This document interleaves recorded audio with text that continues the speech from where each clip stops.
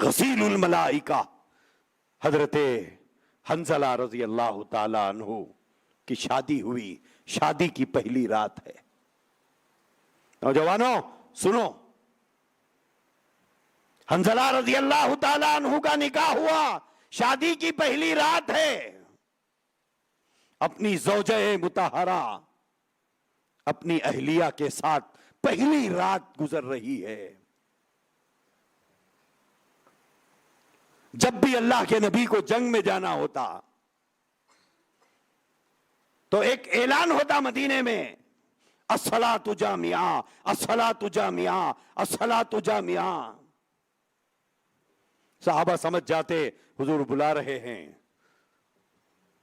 کسی نہ کسی جنگ کا رخ کرنے والے ہیں. اتفاق وہی رات کو حضور کی طرف سے اعلان ہوا.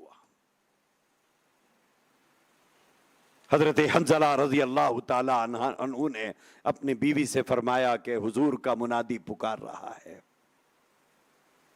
اب میں باقی رات آپ کے ساتھ نہیں گزار سکتا. حضرت حنظلہ رضی اللہ تعالیٰ عنہ بستر سے اٹھے اور سیدھا حضور کی خدمت میں پہنچ گئے. وہاں سے جنگ میں چلے گئے. جنگ میں جانے کے بعد جنگ میں شہید ہو گئے.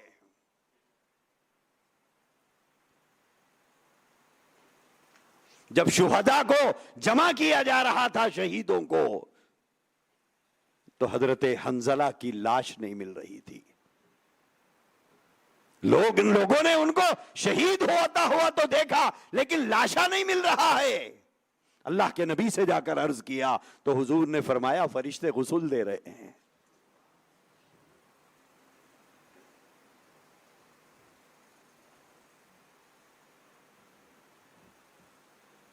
سہاگ راتوں کی پرواہ نہیں کی دین کے لیے. سعد الاسود رضی اللہ تعالیٰ عنہ حضور کی خدمت میں آئے. اللہ کے نبی نے پوچھا سعد الاسود نکاح نہیں کرو گے؟ تو حضرت سعد الاسود نے فرمایا یا رسول اللہ مجھے کون بیٹی دے گا؟ حضرت ان کا نام ہی اسود کہتے ہیں کالے کو، تو حضرت سعد الاسود ان کا نام کے ساتھ ہی کالا لگا ہوا ہے. اصل نام ہے سعد، سعد میں اسود لگا ہوا ہے. سعد الاسود کالے سعد. انہوں نے کہا یا رسول اللہ مجھے کون بیٹی دے گا؟ بہرحال حضور کے کہنے پر ان کا ایک جگہ رشتہ طے ہو گیا.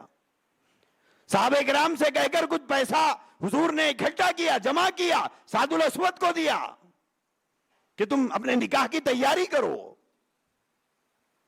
پیسہ لے کر چلے گئے، اپنی شادی کے سامان خرید رہے ہیں. اللہ کے نبی کا منادی جنگ کا ندا لگایا. حضرت سعد الاسود رضی اللہ تعالیٰ عنہ نے شادی کا سامان خریدنا چھوڑ کر جنگ کا سامان خرید لیا، اور اپنے آپ سے کہا یہ نہیں ہو سکتا کہ نبی میدان جنگ میں ہو اور سعد الاسود تو زندگی کی لذتیں لوٹتا رہے. یہ نہیں ہو سکتا، یہ کیسے ہوگا؟ جنگ کا سامان خرید لیا، اور جب حضور صحابہ کو لے کے نکلے تو ان کے ساتھ نہیں گئے کہیں حضور مجھے لوٹا نہ دے، پیچھے رہ گئے.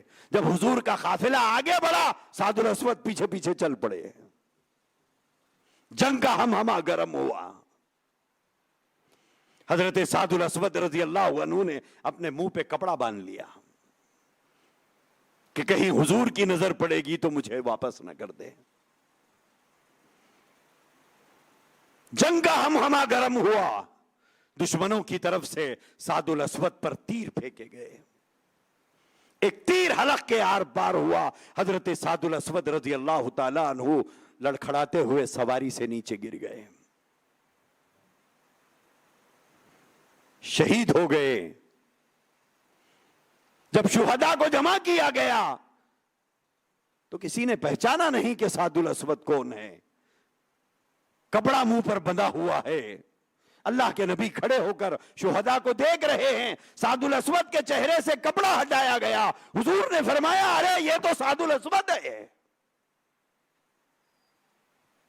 میں نے تو اسے شادی کی تیاری کرنے کا حکم دیا تھا، میں نے پیسے اکٹھا کر کے دیے تھے، لیکن اس نے میری محبت میں شادی کا سامان چھوڑ کر جنگ میں آ گیا. جس وقت حضرت سعد الاسود رضی اللہ عنہ کو خبر میں اتارا گیا، اللہ کے نبی علیہ الصلوۃ والسلام کے آنکھوں سے زار و خطار آنسو بہ رہے تھے. آسمان کی طرف ہاتھ اٹھا کر